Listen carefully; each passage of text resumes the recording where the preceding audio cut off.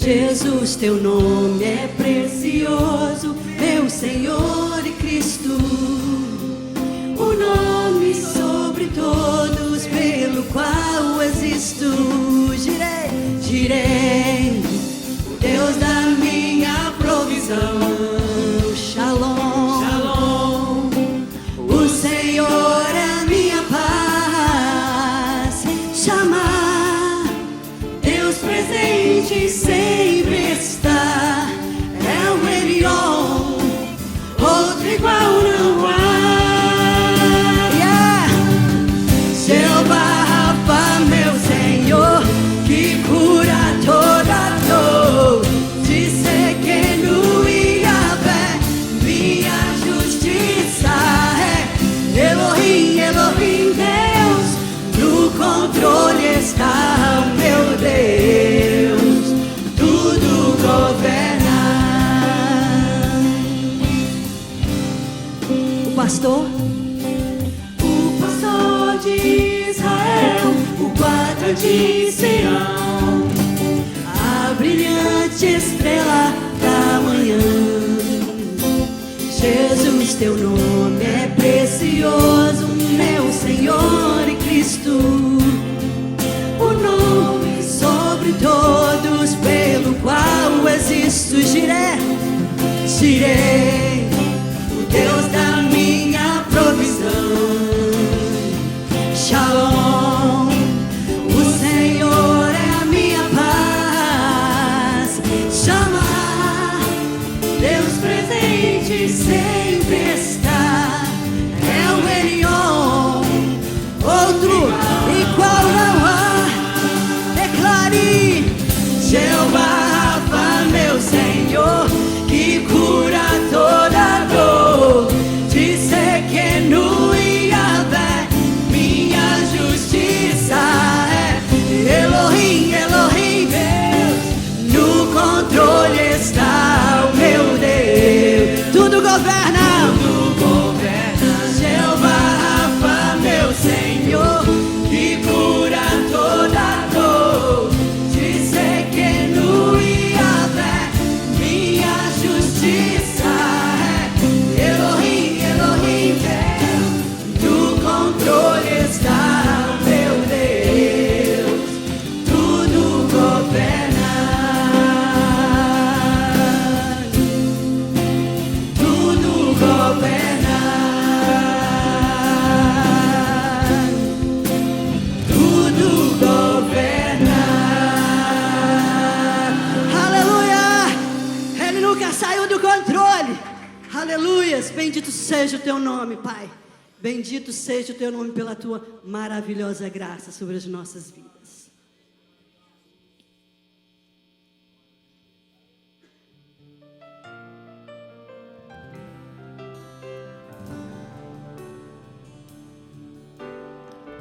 Quando tudo em mim era incerto, os meus olhos já não viam tuas mãos.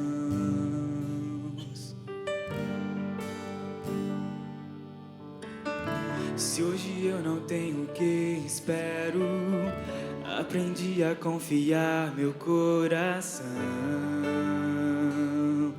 a ti,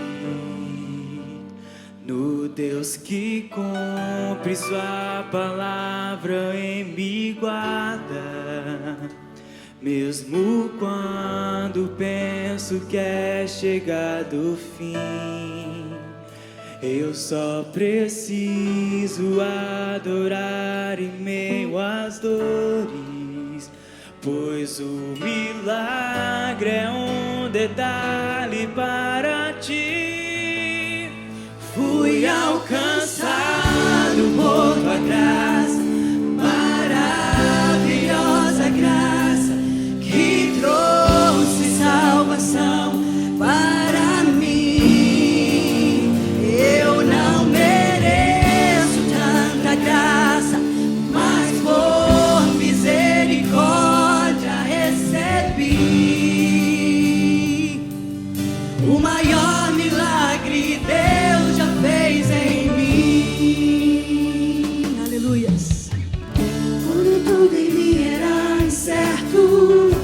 Os meus olhos já não viam tuas mãos. Aleluia, bendito seja o teu nome, Pai. Se hoje eu não tenho o que espero, aprendi a confiar meu coração a ti, no Deus que cumpre sua palavra e me guarda. Aleluia. Mesmo quando penso que é chegado o fim, eu só preciso adorar em meio às dores, pois um milagre é um detalhe para ti. E eu fui alcançado por maravilhosa graça, maravilhosa graça, que trouxe salvação para mim. Eu não mereço tanta graça, mas por misericórdia recebi. O maior milagre Deus já fez em mim. Eu fui alcançado por sua graça, maravilhosa graça, que trouxe salvação para mim, para você também. Eu não mereço tanta graça, aleluia, mas por misericórdia recebi. Yes! O maior milagre Deus já fez em mim.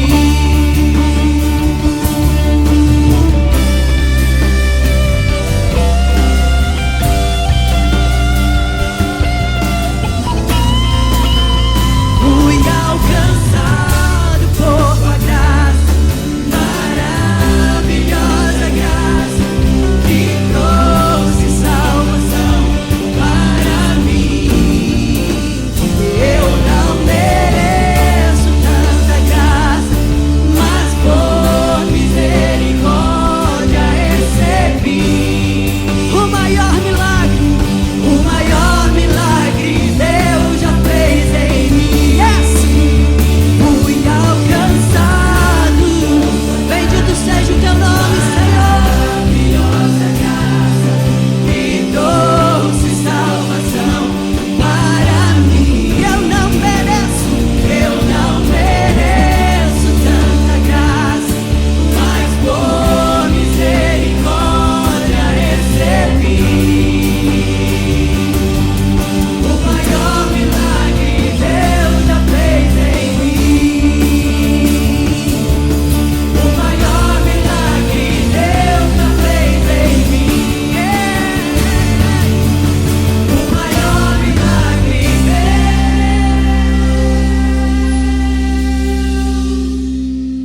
já fez em mim. Aleluia, obrigado, Pai, pela tua maravilhosa graça, Senhor Jesus, que nos capacita a andar.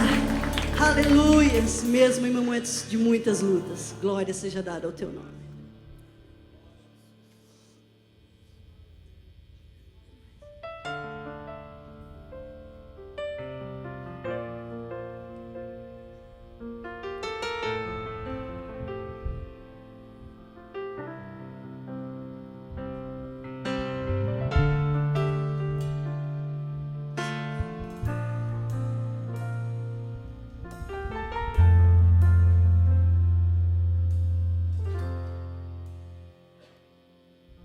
Sua morte ali na cruz, carregando a minha dor, você se expôs por mim.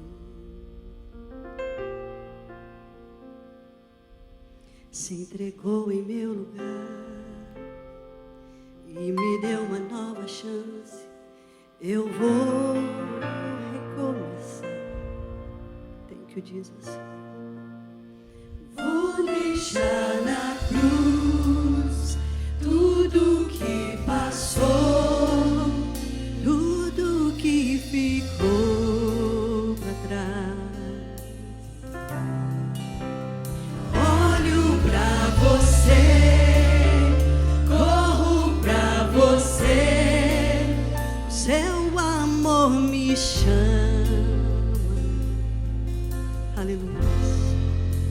Obrigado, Pai. Sua morte ali na cruz, carregando a minha dor, você se expôs por mim. Ninguém nos amou com esse amor. Obrigado, Pai. Se entregou em meu lugar e me deu uma nova chance. Eu vou recomeçar. Bendito é o teu nome. Vou deixar na cruz tudo que passou, tudo que ficou pra trás. Olho pra você, corro pra você, o seu amor me chama. Eu dependo, declare. Eu dependo desse amor, do seu amor, Jesus. Mais que tudo, mais que tudo, mais que a minha própria vida, Pai. Eu confio que esse amor tem poder pra curar. Ele tem, oh, Eu dependo do seu amor, aleluia. mais que tudo, tudo. E eu confio que esse amor tem poder pra curar dores.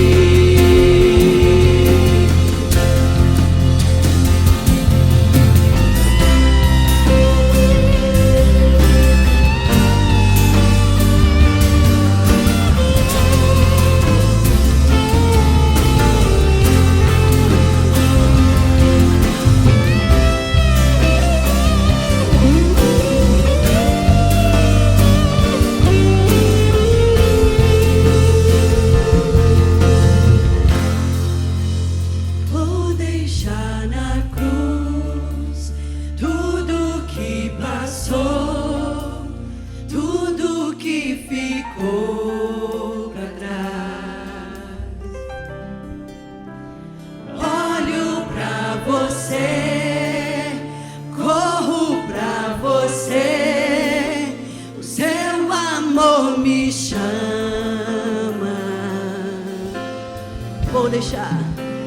Vou deixar na cruz tudo que passou, tudo que ficou pra trás.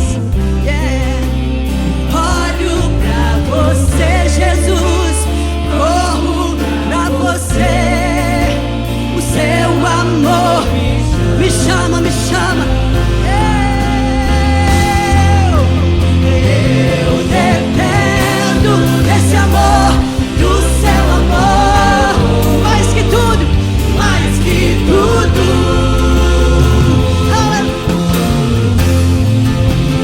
Eu confio que esse amor tem poder pra curar dores. Eu dependo de ti. Eu dependo desse amor, do seu amor, Jesus, mais que tudo, tudo, tudo, tudo. Eu confio que esse amor tem poder pra curar dores. Vou deixar na cruz tudo que passou, tudo que ficou pra trás. Olho pra você, corro pra você, seu amor me chama. Jesus.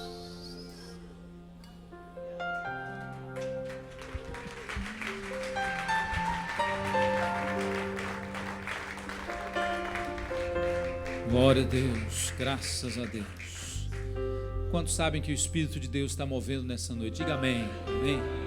Glória a Deus, graças a Deus. Antes de você se sentar, isso é um ato profético, é um ato de bênção. Talvez você não goste muito de fazer isso, não esteja acostumado, mas isso é bênção para a sua vida. Procure alguém aí que talvez você nem conheça, uma pessoa, duas, dá um aperto de mão e dá uma palavra de Deus para ela, um abraço, principalmente quem você não conhece. Diga, bom estarmos aqui. Deus vai falar conosco nesta noite. Em nome de Jesus. Graças a Deus.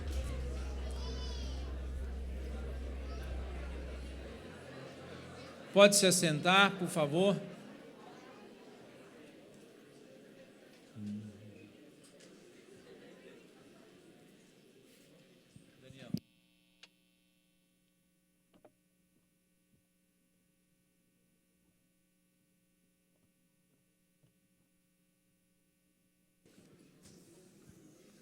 Ok. Tudo bem. Gente, nós vamos ter já a palavra, mas vamos ofertar agora com muito amor.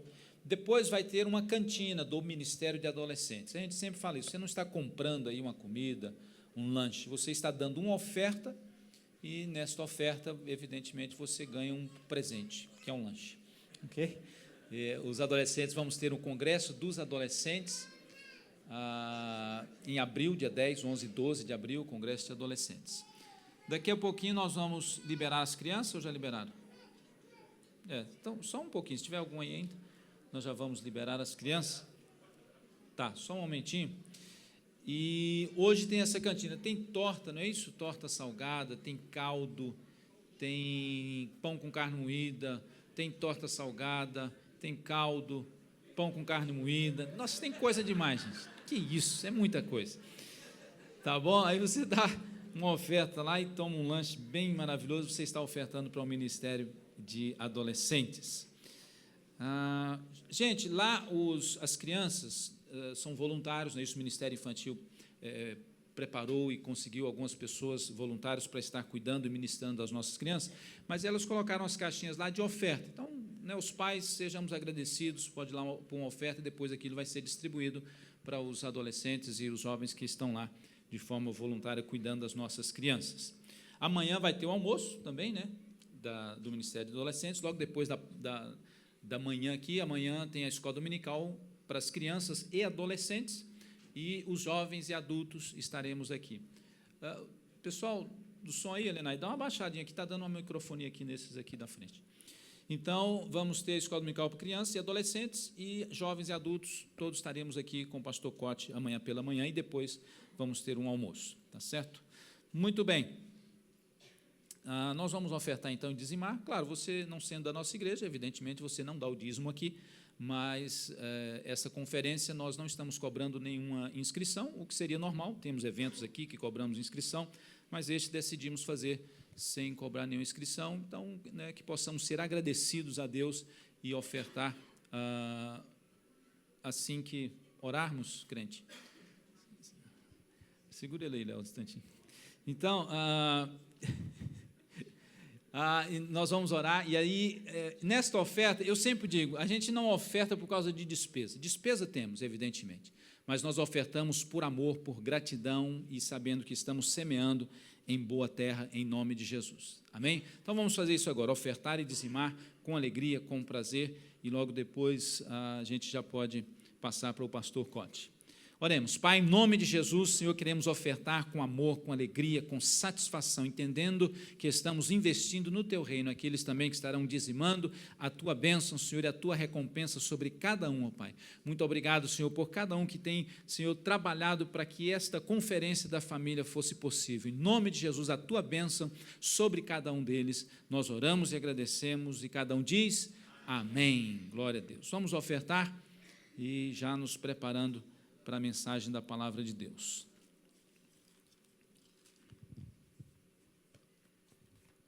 Amanhã à noite, 7 horas, em ponto. Nós sempre começamos no horário hoje. Ontem tivemos um pequeno atraso de 10 minutos, mas hoje começamos 7h30. Amanhã, 10 da manhã, começamos em ponto. E amanhã à noite, às 7 horas da noite também.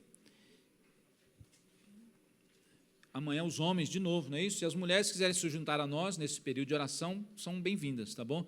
Mas nós, os homens, estamos com esse propósito, o Ministério de Homens da Igreja, de chegar 10, 15 minutos antes do culto e estarmos aqui nesse semicírculo, e aí fica aberto, aí quem for chegando pode ir pegando na mão e orando, intercedendo, clamando ao Senhor pelas famílias, pelo culto, em nome de Jesus. Nós estamos com esse propósito, pelo menos por um período, até que possamos sentir a orientação de Deus para mudarmos, amém? Pastor Marcos Borges, pode vir para cá, conhecido de forma carinhosa como Cote, é um apelido, né, dele, pastor Cote, e está conosco desde ontem, uma alegria, já tem estado conosco aqui outras vezes, e está aqui para estar ministrando para nós nesta conferência da família, ontem, hoje, amanhã de manhã e amanhã à noite, e eu sei que Deus também vai nos abençoar nesta manhã, entendendo que a palavra de Deus, ela alcança os nossos corações, e como foi dito ontem, nós precisamos estar entendendo isso, corações abertos para praticar a palavra de Deus. Querem recebê-lo com alegria? Dá uma salva de palmas calorosa, abençoada. Yes. Obrigado. Glória a Deus. Amém. Amém. Obrigado, pastor Salmão. Boa noite para todos. Graça e paz para o seu coração. Curva a sua cabeça um pouquinho. Vamos orar juntos, né? Espero que você concorde com a minha oração, para que a oração de um seja a oração de todos. Amém? Pai, muito obrigado pela sua presença aqui conosco. Nós não nos cansamos de afirmar e reafirmar que a nossa suficiência vem do Senhor, vem do alto. Senhor, queremos declarar que as nossas expectativas não estão em homem nenhum, mas elas estão em Ti, Senhor. Te reconhecemos, Jesus, em todos os nossos caminhos. O Senhor é a explicação de toda boa dádiva, de toda bênção, de todo milagre, de todo dom perfeito. O Senhor é a explicação, Jesus. E nós te entronizamos nesse lugar, Senhor. Nós invocamos o Seu Espírito nesse lugar, Senhor. Tudo que nós queremos fazer aqui é debaixo da orientação e da capacitação do Seu Espírito, Senhor. Por isso, ajuda-nos, guia-nos em toda a sua verdade. Senhor, tudo aquilo que o Senhor tem preparado para esse tempo realmente se cumpra nas nossas vidas. Senhor, que o Senhor possa vir de encontro não apenas às nossas necessidades sentidas, mas às nossas necessidades reais.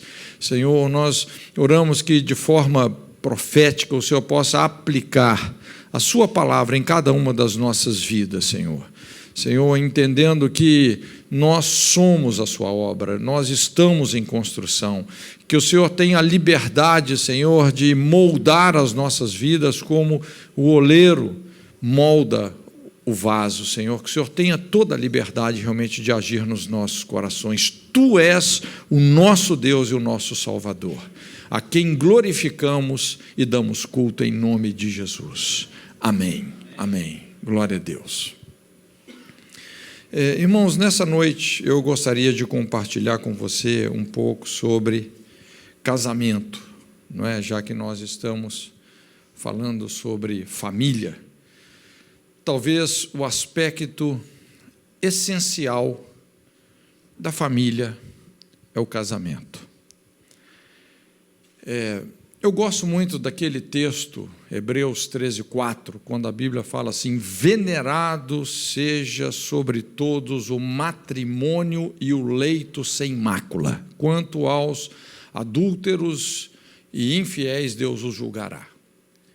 Mas é interessante como a Bíblia exalta mais do que qualquer outro princípio, o princípio do matrimônio. Porque no matrimônio se fundamenta o processo de se estabelecer uma sociedade, porque é o princípio pelo qual nós crescemos e multiplicamos. Tem a ver com o casamento. Esse é o protocolo que Deus estabeleceu. E nesses últimos anos, realmente assim, o Espírito Santo tem me dado uma carga muito grande, um peso muito grande no coração em relação a isso. Eu expliquei para os irmãos, a gente tem trabalhado assim muito focado, principalmente na área de aconselhamento, investindo na saúde, na qualidade do crescimento da igreja, atendendo muitas pessoas, interagindo com os bastidores da vida de muita gente, ouvindo realmente as dores de muitas pessoas. E fica muito claro hoje, essa é uma leitura realmente muito clara. Praticamente, os principais problemas que estão aí na sociedade, assolando a vida de tantas pessoas, de certa forma, acabam sendo a consequência da consequência da consequência da morte do casamento. É impressionante como que a destruição de um casamento causa realmente tantas consequências. E existe um sofisma, assim, extremamente aterrador nos nossos dias, principalmente quando a gente pensa na cultura ocidental. E esse sofisma se fundamenta no conceito da família, não é porque todo mundo quer uma família, mas um conceito de família sem o casamento. As pessoas querem uma família, mas elas não querem casamento.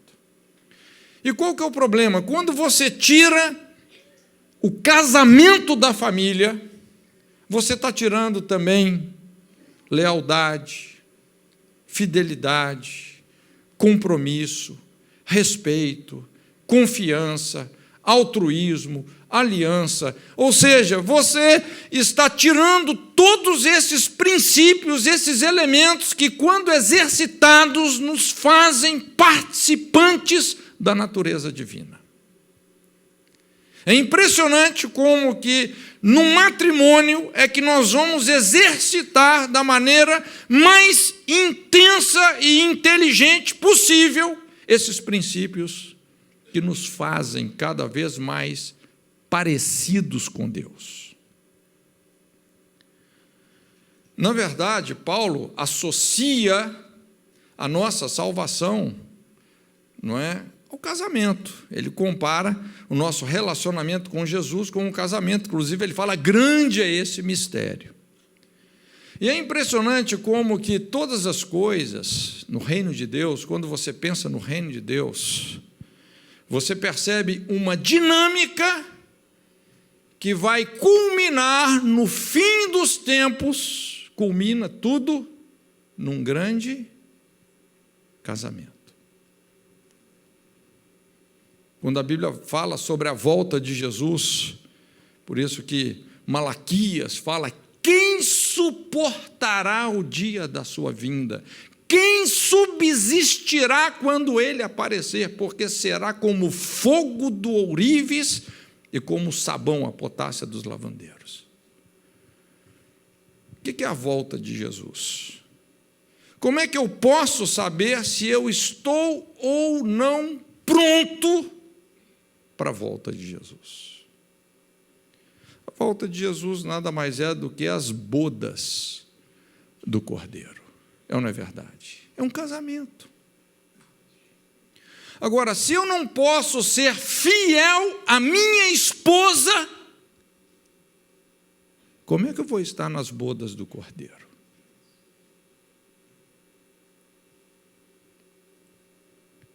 Se eu não posso realmente perseverar no meu casamento, negando a mim mesmo, amando a minha esposa, aceitando ela do jeito que ela é, afinal de contas, fizemos uma aliança até que a morte nos separe.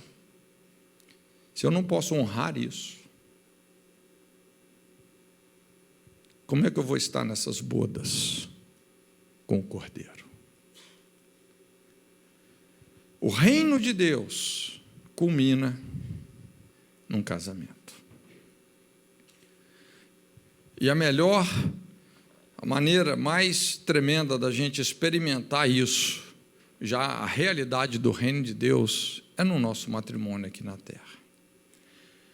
Então, eu gostaria de compartilhar com você o que eu chamo as 4 leis que determinam um casamento bem-sucedido. 4 leis.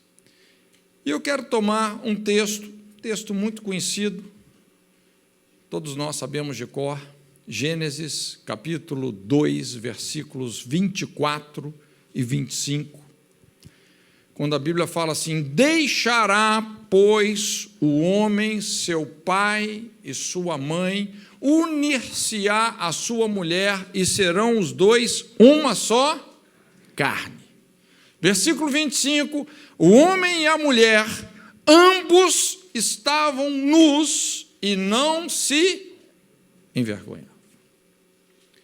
Então, esse é o texto quando, originalmente falando, Deus estabeleceu o matrimônio como um princípio, né? Deus havia dado um mandamento para o homem: crescei, multiplicai-vos, enchei a terra, e agora ele está estabelecendo o protocolo como esse crescimento deve acontecer. E o casamento, então, a maneira como uma sociedade determina o matrimônio, isso vai dizer se essa sociedade vai em direção ao caos ou à prosperidade. Inclusive, quando a gente olha a questão histórica, sociológica, porque uma das melhores sociedades que, na verdade, definiram casamento e família foi aqui a sociedade inglesa e americana. Isso até os anos 60. Porque dos anos 60 para cá, entrou a cultura do divórcio no fault, divórcio sem culpa. Tranquilo divorciar. Vamos criar leis que facilitem isso, não é? Mas foi uma das sociedades que melhor definiram, e por isso, incomparavelmente falando, Estados Unidos se tornou a nação mais poderosa da face da terra. Inclusive, você mora aqui, você sabe disso. O maior segredo da economia americana não são as grandes empresas, uma Microsoft da vida, mas são as empresas familiares. Não é? Praticamente toda família americana tem uma empresa, tem um business. Não é? E é isso que faz a economia ser tão robusta, tão forte. E esse capitalismo onde as coisas realmente giram e todo mundo desfruta. Não é? Aliás, um dos principais motivos da crise econômica hoje no mundo tem sido a fragmentação familiar. Não é? Mas a gente precisaria de dar um estudo só sobre isso. Né? Mas, ok, vamos pensar nesse texto.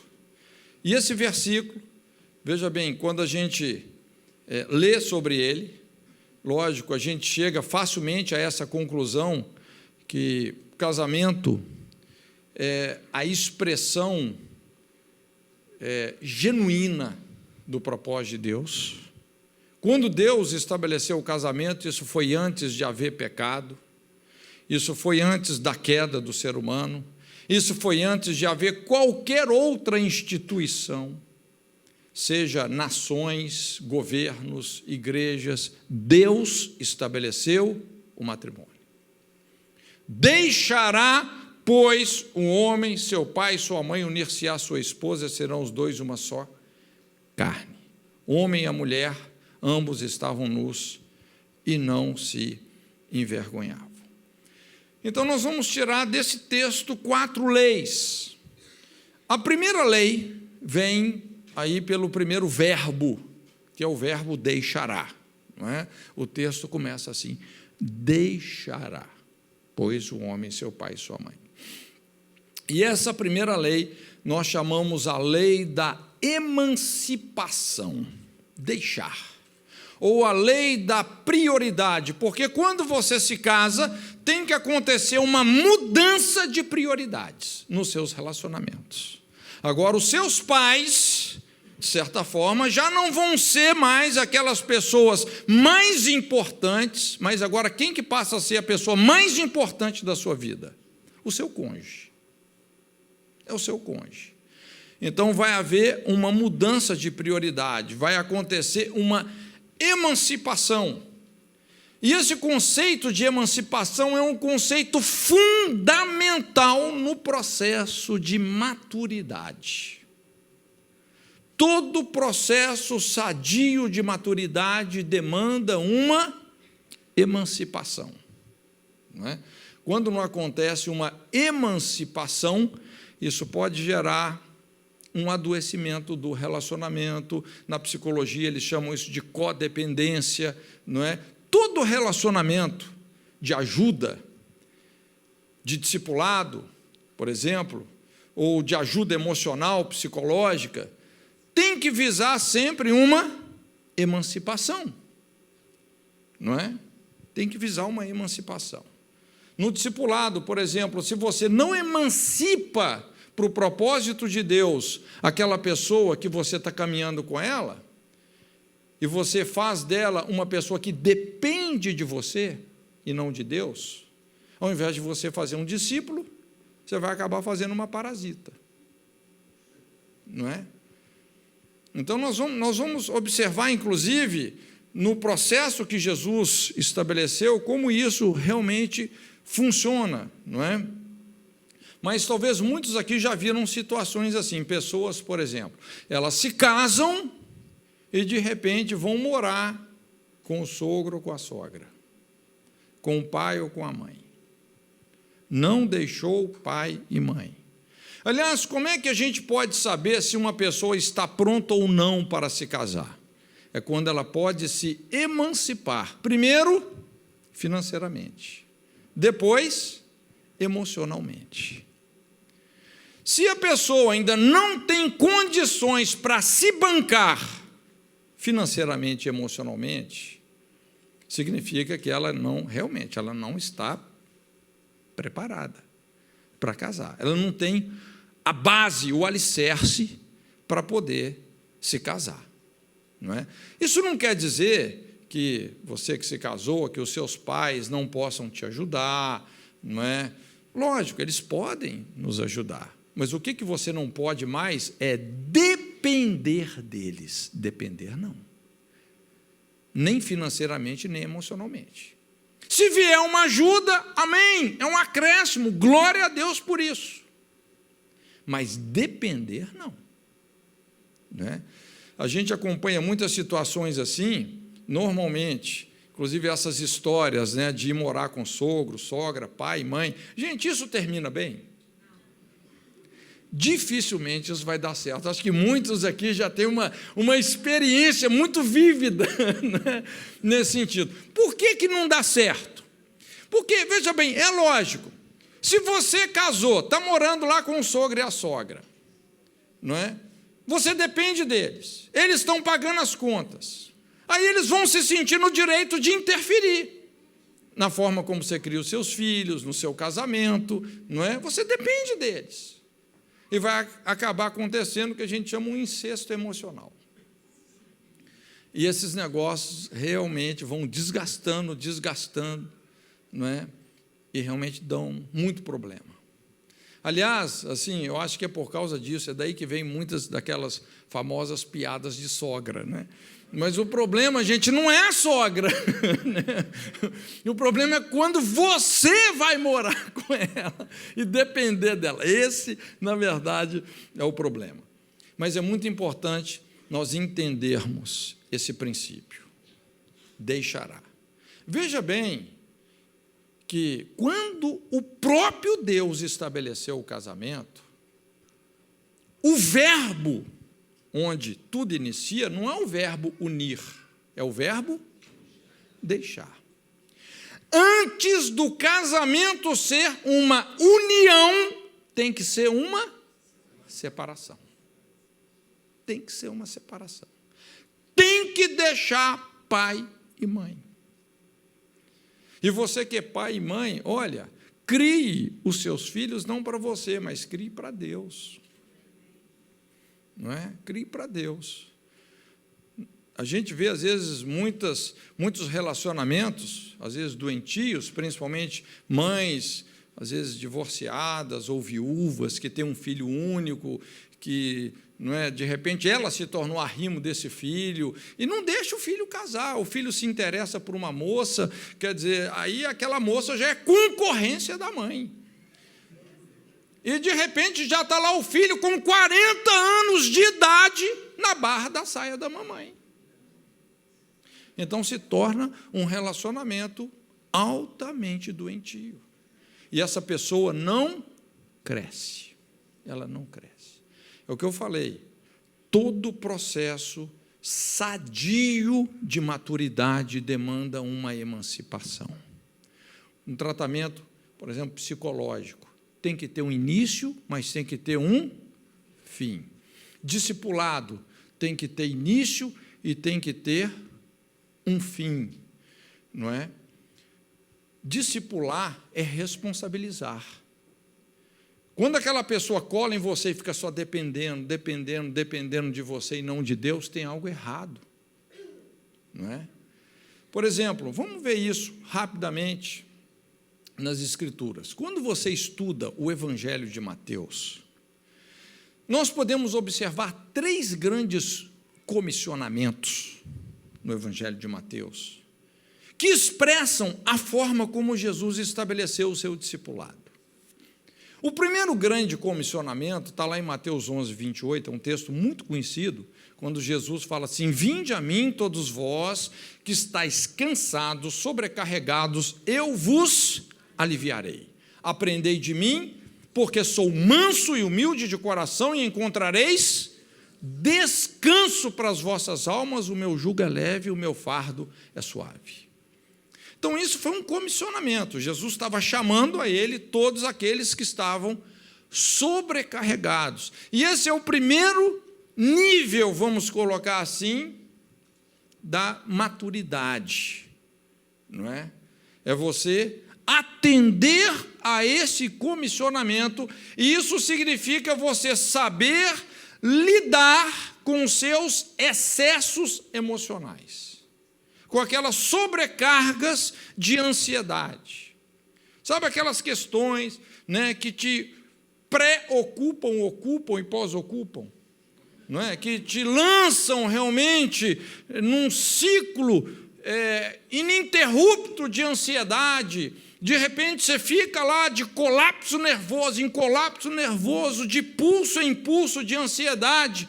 Quer dizer, se você é uma pessoa assim, que vive sobrecarregada, vive nos excessos emocionais, você ainda está no jardim de infância. Você não cresceu. Você tem que aprender a entregar essa sobrecarga para Deus. Veja bem, existe uma carga de responsabilidade que nós temos que levar, mas a sobrecarga não. A sobrecarga não.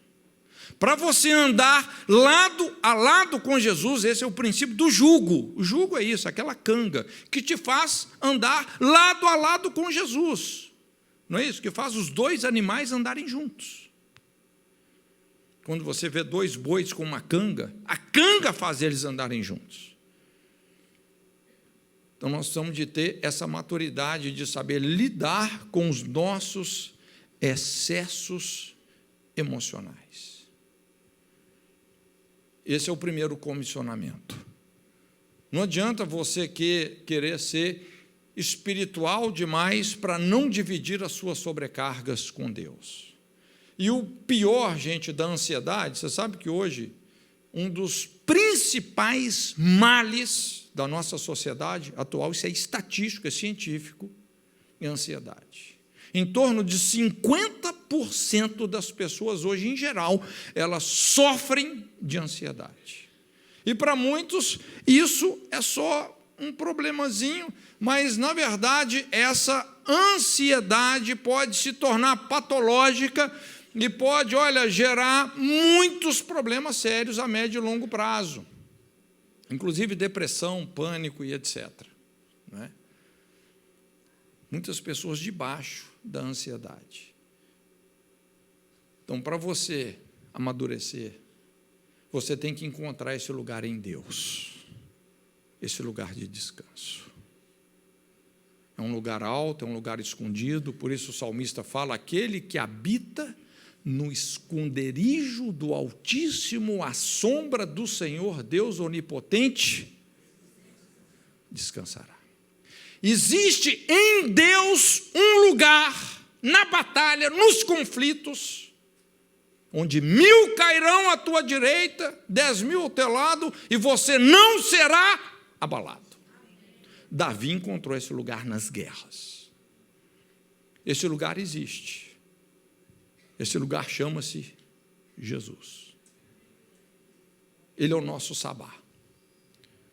O nosso descanso não é um dia, é uma pessoa. É um estilo de vida. Lançando sobre ele toda a vossa ansiedade, porque ele tem cuidado de vós. Se você é dessas pessoas que ainda andam sobrecarregado, de ansiedade em ansiedade, preocupação em preocupação, colapso nervoso em colapso nervoso, você não cresceu. Você não cresceu. Precisamos de encontrar esse lugar em Deus. O segundo grande comissionamento não é o vinde a mim, mas é o vinde após mim, Mateus capítulo 16. Aquele que quiser vir após mim, negue-se a si mesmo, tome sobre si a sua cruz e siga-me. Siga-me. Então, é muito importante também nós sabermos colocar limites para os nossos desejos, colocar limites para os nossos sentimentos, aprendermos a combinar renúncia com voluntariedade. Essa é a engrenagem mestra da vida cristã. É a lei da conquista. Todo aquele que quiser ganhar sua vida nesse mundo, perdê-la-á. Mas todo aquele que perder a sua vida por amor de mim, do Evangelho, esse vai achar a vida que está escondida com Cristo em Deus. Nós precisamos de combinar renúncia com voluntariedade. Quando você precisa negar a si mesmo para abençoar alguém, como é que você faz isso? Com relutância, com murmuração? Ou você entende o princípio? Você sabe colocar limites para os seus desejos, limite para os seus sentimentos, você sabe ouvir também o não. Tem pessoas que elas não sabem ouvir o não. Elas não sabem ouvir o espera. Isso demonstra que elas não cresceram. Muitos aqui talvez têm filhos pequenos, ou já tiveram. Uma criança, quando ela quer muito uma coisa e você fala não, porque você sabe que aquilo é inapropriado para ela, como é que a criança reage quando você fala não? Ela chora, faz pirraça, eu quero, não é isso? Por que ela reage assim? Porque ela é criança. Ela não tem os sentidos exercitados para saber que aquilo não vai ser bom para ela. Então, é muito interessante. O vinde a mim, vinde após mim, e o terceiro grande comissionamento, Mateus 28, ide por todo o mundo. Pregai o Evangelho, fazendo discípulos de todas as nações, ensinando-as a guardar todas as coisas que eu vos tenho mandado. Então, olha só que interessante. Jesus não falou assim, vinde a mim, vinde após mim e fique comigo. Foi isso que ele falou? Ele não falou o fique, ele falou o ide. Porque chega um momento, querido, que você tem que ser emancipado.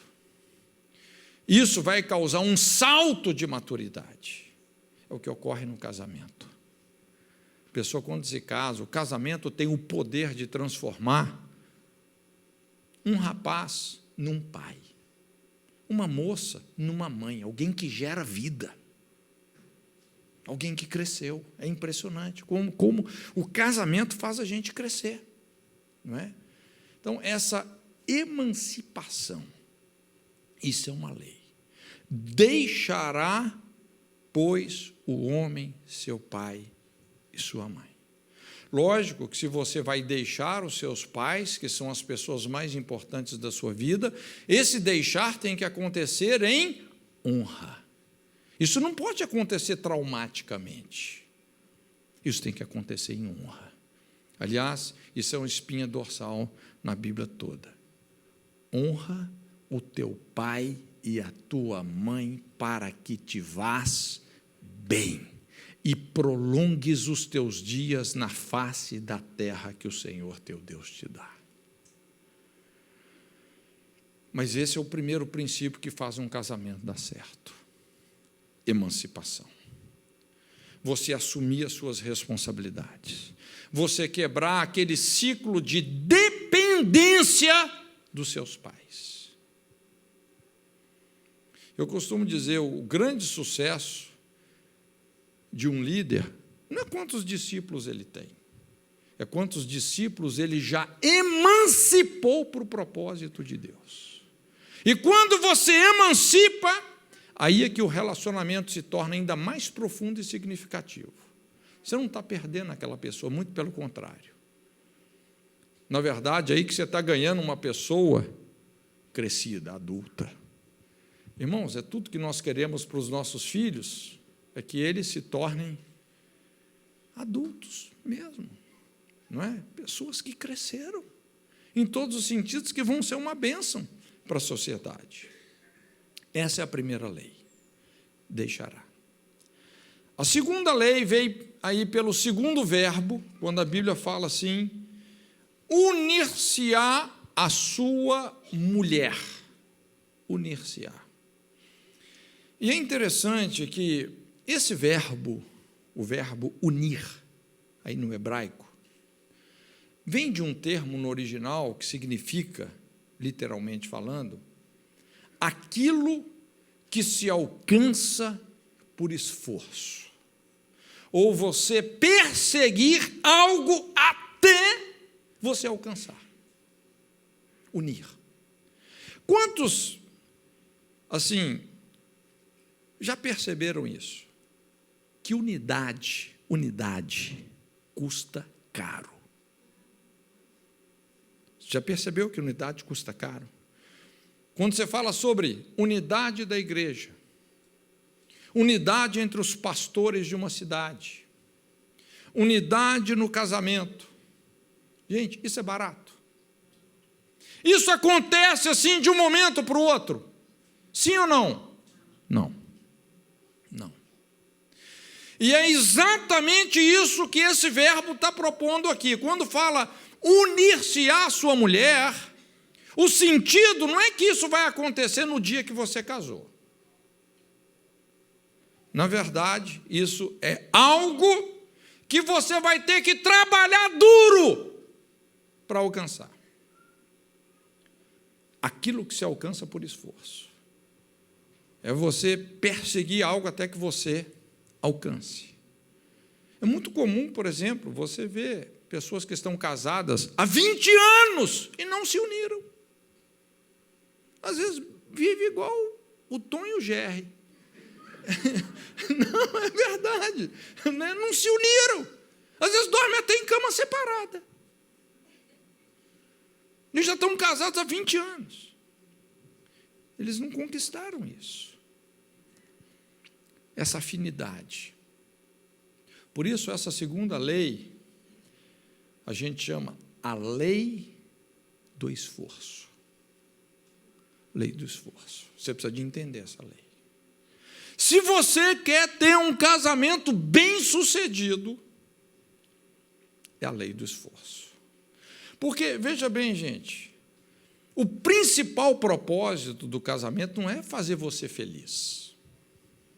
Não é fazer você feliz. É trabalhar no seu caráter. Felicidade vai ser uma redundância disso. Vai ser uma redundância. Só que a nossa cultura hedonista, você sabe o que é hedonismo? Hedonismo é o prazer pelo prazer, é o culto ao prazer. Eu tenho que me sentir bem. É a cultura do não sofrimento. Eu não quero pagar nenhum preço. Eu não posso sofrer. Eu só tenho que me sentir bem. E por isso que as pessoas fracassam tanto no casamento. Porque crescer dói. Jesus aprendeu obediência por aquilo que padeceu. Já ouviu falar na dor do crescimento? Crescer dói. Entende? Tem um preço a ser pago. Não é? Então, veja bem, irmãos, casamento não é para frouxo. Casamento é para quem quer exercitar caráter. É para quem quer ser como Deus é. É para quem quer ter compromisso, aliança. É a lei do esforço. Muitas vezes esses conceitos assim de romantismo, às vezes, nos impede que a gente se esforce. Porque nós vamos ter que nos conectar com aquilo que é difícil. Porque, de repente, não é, para você realmente se tornar um com o seu cônjuge, você vai ter que superar muitas limitações que você tem. Você vai ter que lidar com traumas que você passou. Você vai ter que lidar, às vezes, com dores que são existenciais. Você vai ter que superar muita coisa. Você vai ter que conectar com aquela parte que é difícil. Você sabe, principalmente você que é casado. Você que não casou, você já está entendendo como é que o negócio vai funcionar lá na frente. Não é? Amém? E você já vai entrar mais bem preparado do que muitos de nós aqui entramos. Não é? Mas é muito importante. A gente que dorme e acorda com o nosso cônjuge, vão ter os momentos difíceis. E aí é que vem essa escola do caráter. O casamento, gente, é uma escola do caráter. Não é? Faz a gente, quando você tem esse compromisso realmente. E por isso, veja bem, gente, Deus é muito sábio. Quantos já perceberam, por exemplo, que a natureza do homem é totalmente diferente da natureza da mulher? Já deu para entender? Não é? Já viu quando o homem fala assim, mas eu não entendo as mulheres. E as mulheres falam, eu não entendo os homens. Agora, será que Deus não sabia que o homem ficou assim com a natureza um pouco diferente da mulher? Ou isso foi proposital? Isso é proposital. Não é? O que é o casamento?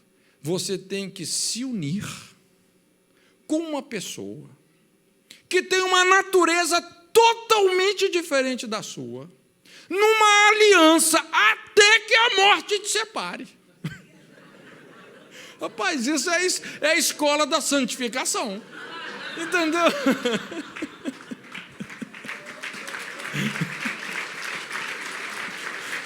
Você vai chegar um santo lá no céu.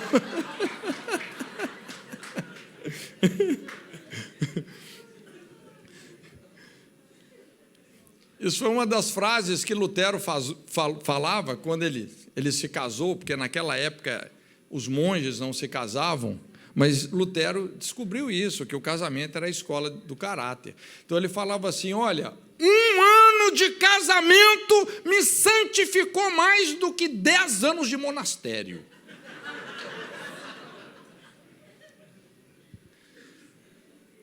Não, realmente. Você vê, a Bíblia fala que um dos princípios poderosíssimos, tem muita gente que, vamos dizer assim, mede isso por baixo. Quando a Bíblia fala que a mulher é santificada, sendo fiel ao marido e dando à luz filhos. Irmãos, as irmãzinhas aqui, que têm filhos.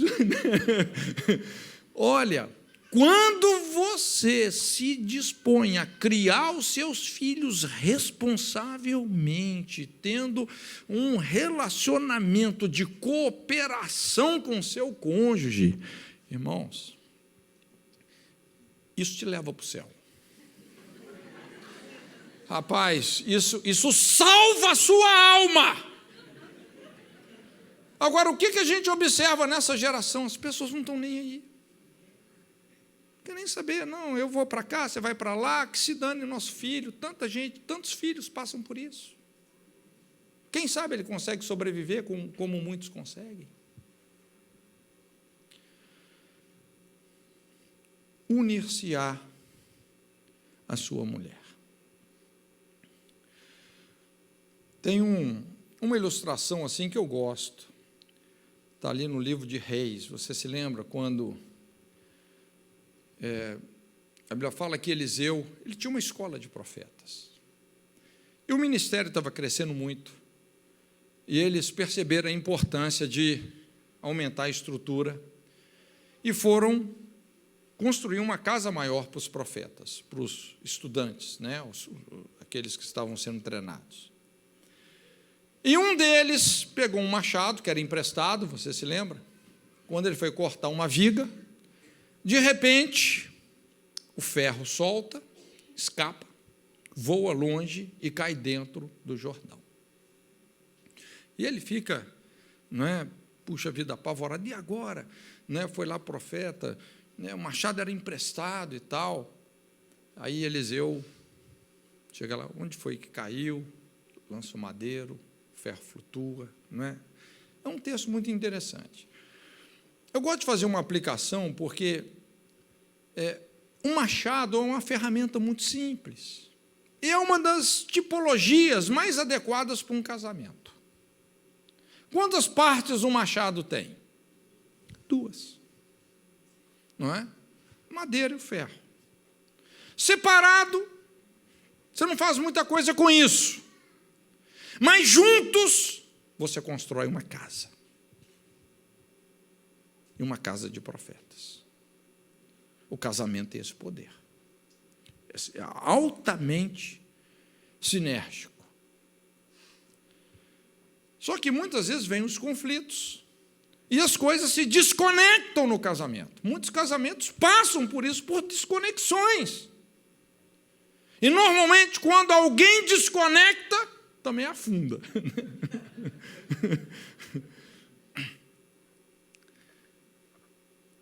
E de repente, qual foi a forma que o profeta usou para lidar com a situação? Primeiro, é importante você entender onde é que a coisa desconectou. Isso é um mapeamento de feridas. Todo problema tem uma gênese, tem uma origem. Conflitos têm uma origem, pessoas têm uma origem, não é? Então, você tem que chegar na origem. Onde foi que caiu? Foi ali. E ele colocou o madeiro. O madeiro é a tipologia da cruz. Deixa eu te dar, talvez um dos maiores segredos para um casamento dar certo.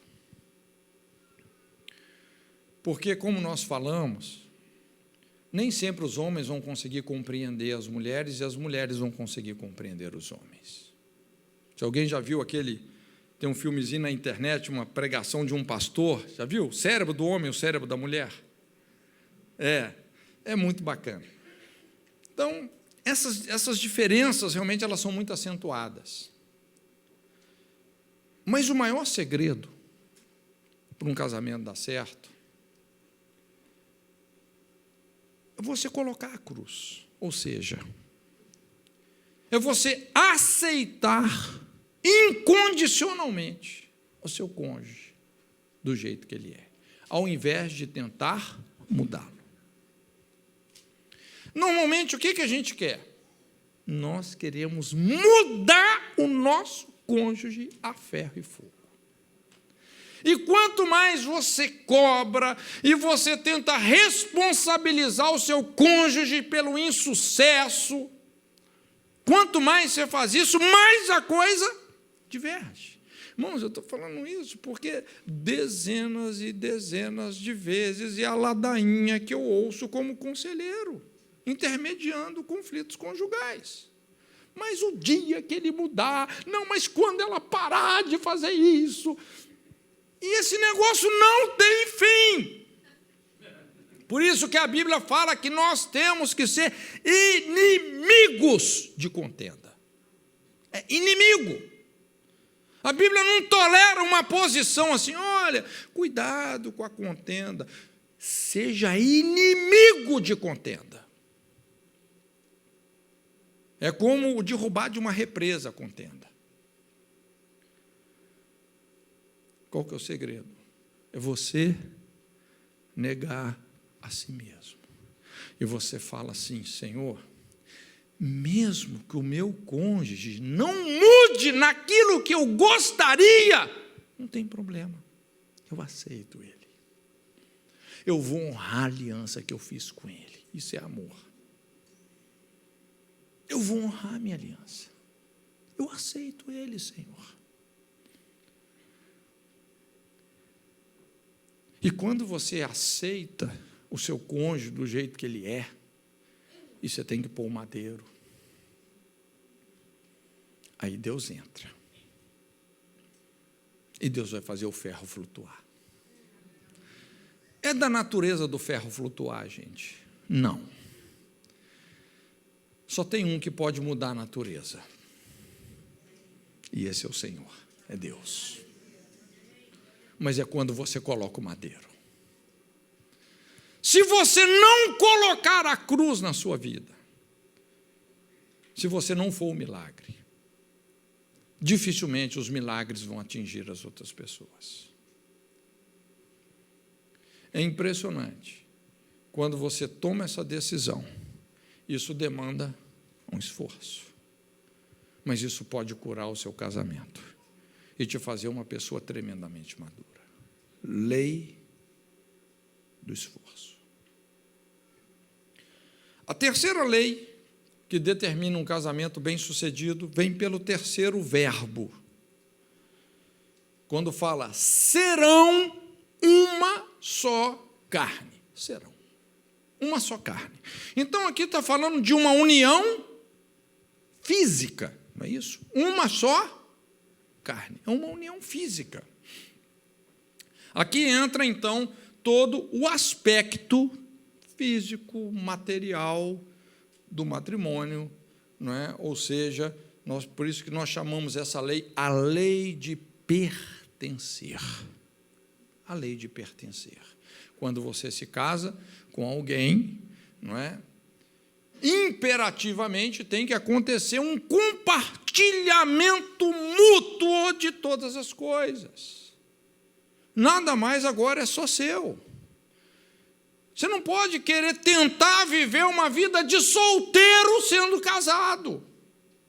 Aliás, esse é o problema hoje, é a anarquia que a gente vê na sociedade. Homem virando mulher, mulher virando homem, solteiro vivendo como casado, casado vivendo como solteiro, não é? Tudo ao contrário. Mas você pode observar que o reino de Deus, ele prioriza o corporativismo. Normalmente, o conceito de profecia, não é? Você vai ver assim, a forma de Deus se relacionar. Aliás, a essência de Deus é relacionamento, e por isso nós temos que saber lidar com as estruturas de independência. E o casamento é uma ferramenta poderosa para isso. O próprio Deus, né, é um Deus triuno. Quando a Bíblia fala, ouve Israel, o Senhor nosso Deus, é o único Deus, essa palavra único é Iead, em hebraico, que é uma unidade composta. Então, o DNA de Deus é que Ele é um Deus relacional. Não é? Quando Deus criou o ser humano à sua imagem e semelhança, Ele fez o quê? Macho e fêmea os criou. O conceito de macho, o conceito de fêmea, o conceito de relacionamento, o conceito de casamento, o conceito de família. Isso tudo é reflexo da natureza divina. Deus é relacional. Se você é aquela pessoa que tende a ser uma ilha, você está muito distante. Se você vive em torno desse paradigma da independência, a independência, por um lado, é como é que fala assim? É um itinerário importante de você passar, não é? Na adolescência. Mas o paradigma da maturidade não é a independência, é a interdependência, é o casamento. Toda pessoa que, em nome da independência, destrói um casamento, olha, você vai por um caminho de dor. não é? Você está na contramão da natureza divina.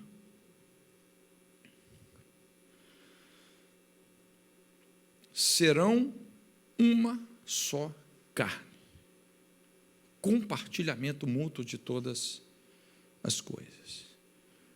Por isso que, quando você se casa, querendo ou não, Deus começa a tratar com a gente com coisas em áreas que antes Ele não podia tratar, porque a gente era sozinho, dono da nossa própria vida. Mas depois que você se casou, rapaz, nada mais é só seu. Não é? Eu costumo dizer que o casamento é o grito de interdependência e morte. Parafraseando, né, a independência do Brasil, mas é interdependência e morte, porque você tem que morrer para isso. Você pode observar, normalmente, as pessoas que não se casam, com todo respeito a elas, por favor, não me entendam mal, né? Mas a tendência é elas ficarem mais imaturas. São aquelas pessoas mais cheias de, como é que fala, milindres. Ah, você não mexe nisso, você tirou a minha jarra do lugar, aí faz uma novela por causa daquilo. Rapaz, olha, quando você casa, Deus quebra o vaso, nada mais é só seu. Não tem jarra, não.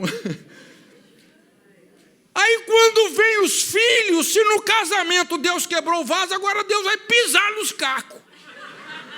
É ou não é verdade? A hora que vem os filhos, rapaz, ixi, rapaz, né? Você já perdeu suas noites, você já não dorme mais, né? Deus sabe como lidar conosco.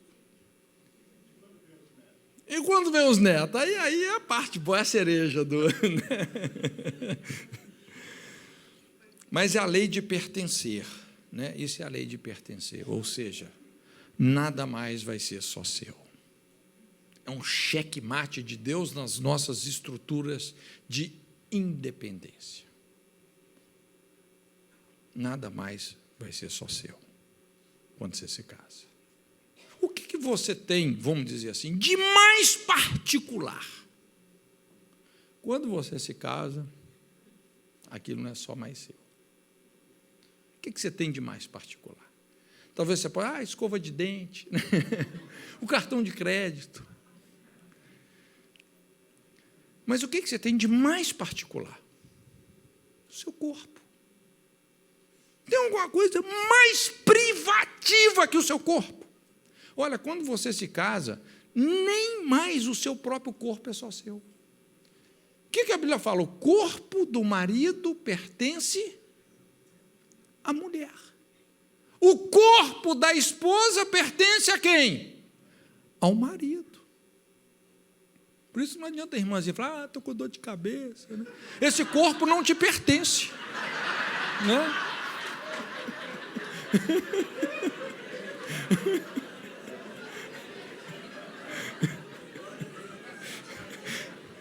Libertação, né?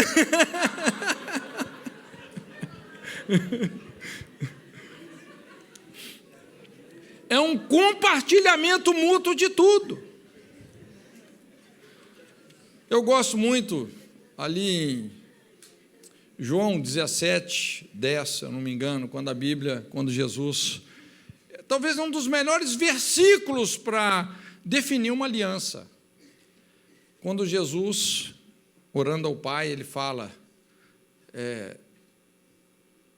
todas as minhas coisas são tuas, e as tuas são minhas, e nisto eu sou glorificado. Isso é uma aliança.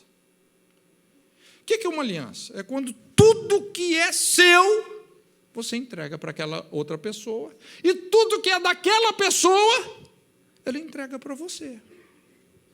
E isso vai gerar um compartilhamento da natureza, um enchimento de caráter. Quando a gente pensa no nosso relacionamento com Deus, veja bem que tem uma sequência inteligente aqui, não é o nosso casamento, porque a salvação é um casamento, gente. É uma aliança de sangue. Então, tem uma sequência inteligente. Primeiro, Jesus falou que todas todas as minhas coisas são tuas. Seu casamento, salvação. Quando você entregou tudo que você é e tudo que você tem a Deus. Quando você entrega tudo que você é e tudo que você tem para Deus, vai brotar no seu espírito uma fé sobrenatural que vai fazer com que você creia que tudo que é de Deus é seu. Irmãos, por que na prática nós não conseguimos acreditar que tudo que é de Deus é nosso?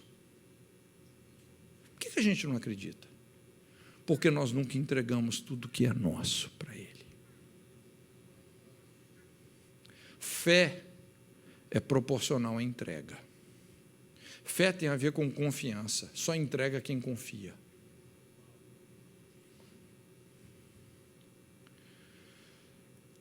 Quando você entrega, você vai gerar confiança, intimidade, frutificação. Tem que haver essa entrega. Quando você começa a colocar reservas num casamento, vamos dizer, o marido fala assim: olha, você não pode mexer no meu computador, é meu. Quando você coloca uma reserva, o que você gera? Desconfiança. Por que ele precisa fazer isso? Eu não estou dizendo, veja bem, não me entenda mal, estou dizendo que a esposa vai ficar lá futucando, mexendo, né, e tal. Não é isso. Mas, sinceramente, se a minha esposa quiser entrar no meu computador, nos meus e-mails, no meu telefone, ela tem liberdade. Ela não fica fazendo isso. Mas se ela quiser fazer, ela pode fazer. Agora, se eu coloco uma reserva, eu gero uma desconfiança. Você consegue ter intimidade com uma pessoa que você não confia? Você consegue ter? Não dá. Precisa ter integridade. Integridade fala de uma entrega sem reservas. Integridade gera confiança. Confiança gera intimidade. Intimidade gera frutificação. Funciona assim. E no nosso relacionamento com Deus também é assim. Não é você ficar guardando as regrinhas da igreja. Regra não produz intimidade. O que produz, ou frutificação, o que produz frutificação é intimidade com Deus. Isso vem de um relacionamento de confiança. E confiar é ser fiel com, é corresponder à fidelidade, é corresponder à lealdade. Isso é uma lei. A lei de pertencer. E a quarta e última lei, o versículo 25, quando a Bíblia fala que o homem e a mulher, ambos estavam nus e não se envergonhavam. Não se envergonhavam. Então, veja bem que quando fala que eles não se envergonhavam, essa nudez, lógico, isso vai além do que a nudez física, mas fala de uma nudez da alma, de você ser uma pessoa resolvida, uma pessoa que anda na luz, uma pessoa que entendeu a importância da transparência de coração, a transparência de alma, uma pessoa que não guarda pecados, que não guarda dúvidas, que não guarda temores, que não guarda vergonhas. Porque quando você começa a esconder um pecado, quando você começa a esconder os seus traumas, as suas vergonhas, não é? A intimidade fica impossível. Não tem como você ter intimidade. Então, hoje é muito comum, às vezes a gente vê pessoas que elas carregam o que a gente chama as mordaças morais, mordaças emocionais, situações que elas passaram, às vezes abusos que sofreram, ou coisas que elas fizeram, que elas fizeram um voto secreto, elas juraram para si mesmas, ninguém nunca vai saber disso. Faz um voto secreto. E isso começa realmente a destruir a intimidade do casamento. Lógico que, quando a Bíblia fala aqui sobre a nudez, de certa forma, isso aqui está apontando para os problemas também na área da sexualidade, não é? Que hoje talvez são os problemas que mais estão destruindo os casamentos. Eu digo isso, irmãos, como eu disse, a gente trabalha com aconselhamento, né? Eu gostaria que você pudesse ouvir pelo menos 1/10 das coisas que esses ouvidos aqui ouvem. Uma das mensagens hoje que eu mais prego no Brasil é sobre adultério. Mas você fala assim, mas pastor, pregar sobre adultério numa igreja? Será que as pessoas têm problema com isso? Gente, infelizmente, hoje é uma coisa epidêmica. E o que acontece? Por exemplo, quando um marido trai a esposa, por exemplo. Vamos dizer que ninguém ficou sabendo disso, ninguém sabe. Mas algo se quebra. Algo se quebra no mundo espiritual.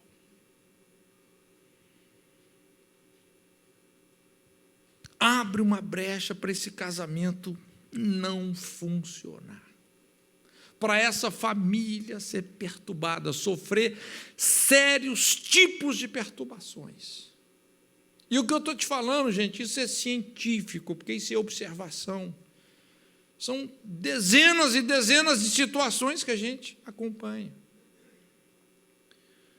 Então, precisa de lidar com essas questões.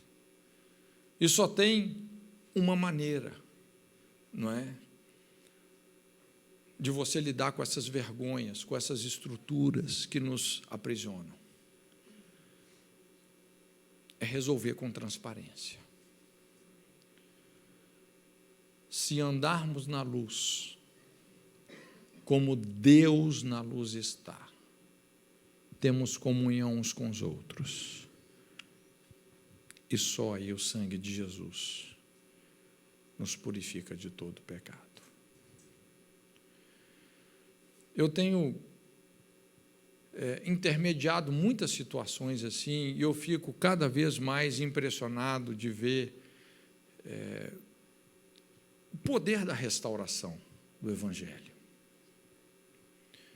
Porque tem algumas reconciliações que realmente elas não são fáceis, elas são cirúrgicas, elas são traumáticas. Você confessar um adultério é traumático. Você abre um buraco no outro. Mas é impressionante como essas coisas dão certo. Eu tenho intermediado tantas situações assim, pela misericórdia de Deus, até hoje eu nunca vi um negócio desse dar errado. Eu sei que às vezes você pensa assim, mas pastor, se eu for contar para o meu cônjuge que eu traí ele, meu casamento acaba. Isso é verdade ou mentira? Se você confessar um adultério, é verdade ou mentira que seu casamento acaba? É mentira, porque se você adulterou, de certa forma, ele já acabou. Entre aspas, né? Ele está com uma ferida mortal. Se é que tem alguma forma de realmente resolver isso, é com a verdade, porque não tem aquele versículo, conhecereis a mentira e a mentira vos libertará. Eu sei, é desesperador. Às vezes algumas pessoas falam assim, pastor, mas se eu falar isso, ele me mata, ela me mata. Eu falei, é verdade, você tinha que ter pensado antes, né? Pelo menos se matar, você vai para o céu com as coisas resolvidas. Né? Veja bem, a morte, gente, não é a maior tragédia. Gente, a morte só é uma passagem. A morte não é a pior coisa que pode acontecer com alguém, não. Inclusive, não é, até quem falava isso, Miles Monroe, até que faleceu agora há pouco tempo. O pessoal deve conhecer o Miles. O mundo perdeu um dos seus maiores mestres. Mas o Miles falava isso. A maior tragédia na vida do ser humano não é a morte, é uma vida sem propósito. É você ter vivido a vida inteira, olhar para trás e falar assim: eu não toquei a eternidade. Eu não servi a Deus na minha geração. Eu não agradei ao Senhor. Isso é trágico. Uma pessoa que morre em adultério, isso é trágico. Agora, você morrer porque você confessou. Aliás, a confissão, ela te livra da morte. Porque é interessante, gente. Tem alguns pecados que literalmente eles encurtam a nossa vida. De certa forma, todo pecado encurta a vida, mas a Bíblia fala que tem alguns pecados que eles são para a morte. A lei fala isso. Tem pecados que são para a morte. E quando eu falo pecados que são para a morte, eu não estou falando aquela coisa de você pecar contra o Espírito Santo, né, que a Bíblia fala, por esse pecado nem digo que ore. Não, não é isso, não me entenda mal. Mas tem alguns pecados que são para a morte, como, por exemplo, desonra pais. Um filho que desonra sistematicamente o pai, morre cedo. Perversão sexual, morre cedo. Adultério, morre antes da hora. É impressionante. Tem algumas áreas que eu faço uma pesquisa informal, e isso que eu estou te falando é fruto de... Eu não sei te dar assim, as estatísticas, porque é uma pesquisa informal que eu faço. Mas só pegando um caso para a gente ilustrar isso. É um caso clássico, o caso de Davi. Quando Davi realmente teve aquele deslize com Betseba, e foi algo, apesar de ter sido um deslize, mas foi algo muito sério. Porque foi um adultério com os piores agravantes possíveis. Você vê, Davi tentou esconder aquele adultério de todas as formas, você se lembra? Até onde um homem pode ir na tentativa de esconder um adultério? Davi matou por isso. Ele assassinou Urias com a espada dos filhos de Amon, com o intuito de esconder o que ele tinha feito. Mas quando a pessoa já não ouve mais o Espírito Santo, aí Deus levanta os profetas, e graças a Deus por Natã. Um ano depois, Natã foi lá. Inclusive, o filho, né, aquele filho já tinha morrido. Né? E Natã, então, conta aquela história. Olha, Davi, eu preciso da sua ajuda para resolver algo. Porque, irmãos, não é fácil você confrontar o pecado de um rei. O cara é um estadista. Uma palavra dele, a cabeça do profeta rola. Não é? É o rei. Então, ele foi muito sábio. Olha, uma situação aí, um cara muito rico, muitas ovelhas. O outro pobre, que só tinha uma única ovelhinha. Aí veio um viajante na casa desse cara ricaço, ao invés de ele pegar uma das suas muitas ovelhas, ele foi lá e tomou a ovelha do pobre. O que faço com esse cara? E Davi já estava meio desviado mesmo. Esse homem é digno de morte. Pois é, Davi, você é esse homem. Você adulterou com Betseba. E você assassinou o marido dela. Colocou ele, mandou Joabe colocar ele na frente da guerra para morrer. Você foi o autor intelectual desse homicídio. Você é esse homem. O que Davi tinha falado? Esse homem digno de morte.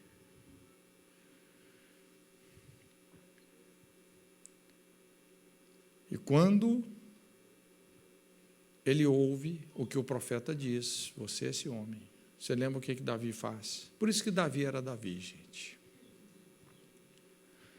Publicamente, ele rasgou as suas vestes. Ele se humilhou. Ele mesmo denunciou o seu pecado. Ele falou, pequei contra Deus na sua corte. Era num lugar que acontecia o julgamento, ali tinham príncipes, ali tinha todo o seu ministério ali. Ele rasgou não só as vestes, mas rasgou o coração. Expôs publicamente o seu pecado.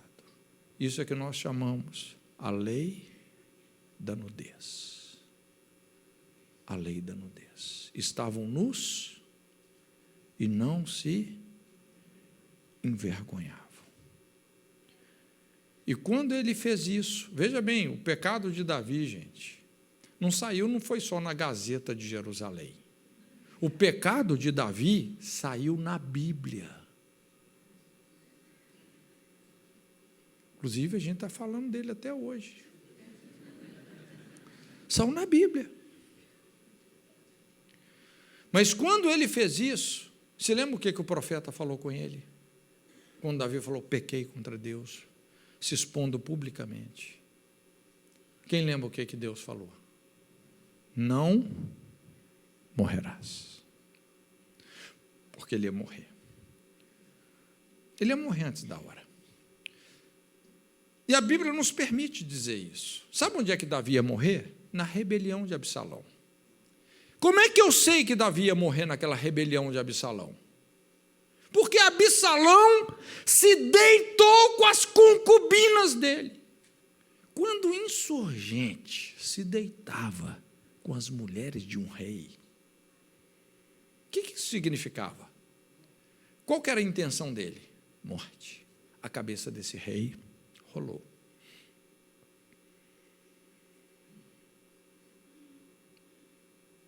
A lei da nudez salvou a vida de Davi. Lei da nudez. Irmãos, olha, a nossa confissão tem que ser mais escandalosa que o nosso pecado. Se a sua reputação falar mais alto que a sua humilhação, você não vai chegar onde você tem que chegar em Deus. É a lei da nudez.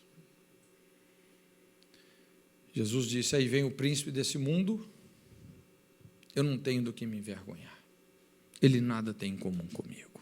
Está tudo na luz. O que está na luz, gente, está na cruz.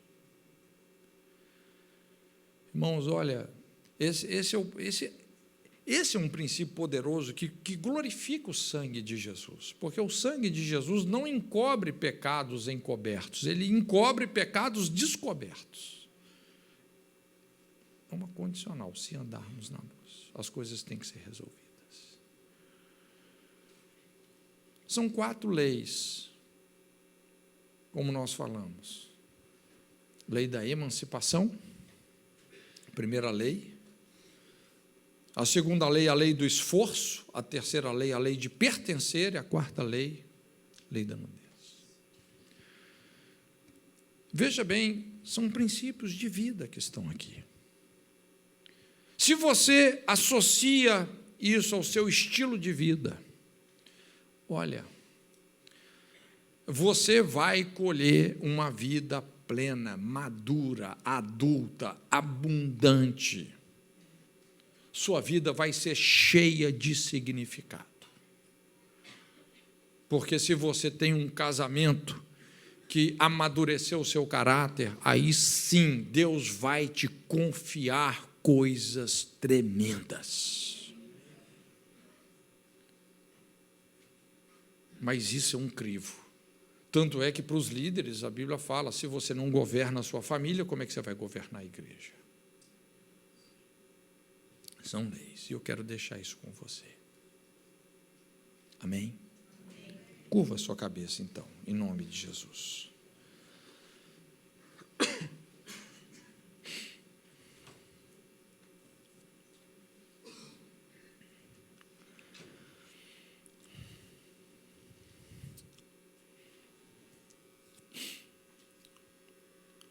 Dá uns momentinhos para o Espírito Santo falar com você. Pode ser que talvez ele vai te dar alguma orientação específica. Eu não faço nem ideia da sua realidade, o que você está né? O que está acontecendo com você, especificamente falando. Mas Deus sabe. E é interessante que Deus sempre tem um plano de restauração. Eu sei que é natural que muitos dos nossos casamentos passem por crises, por conflitos. E olha, não tenha medo de conflitos. Os conflitos são para ser resolvidos e isso só nos amadurece. Não tenha medo de conflitos. Mas o importante é resolver, crescer.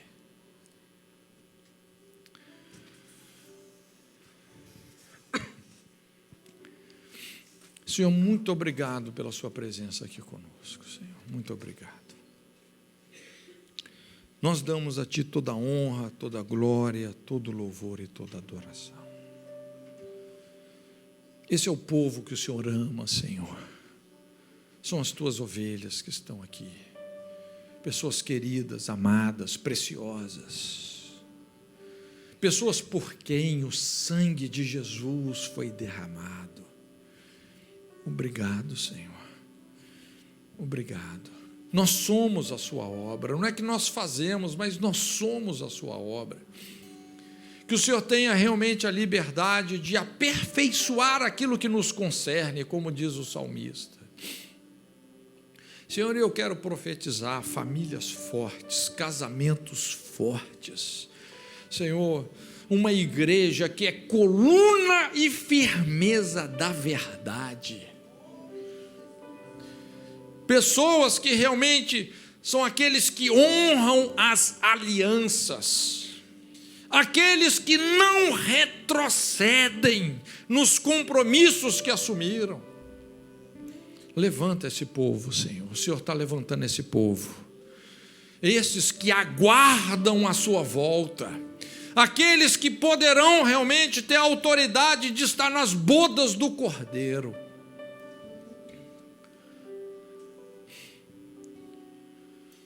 Obrigado, Jesus. Obrigado, Senhor. Te louvamos, te louvamos.